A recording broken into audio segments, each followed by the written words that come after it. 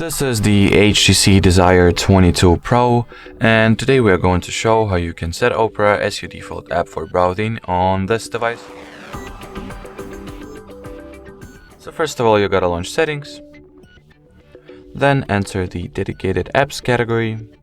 In here, go for the default app section, then enter the browser app, and at the default browser app page, simply select Opera. There is also the second way to do that directly from the Opera application, so let's go ahead and launch it. In here at the bottom right corner, tap on your avatar, then go for the settings. Scroll the page down for a little bit, then click on the default browser. Next, select Opera and, well, choose to set it as default option. And just like so, we've, showed the two ways you can set Opera as your default app for browsing on this device already. So that would be it for this video. Thank you so much for watching, and bye bye.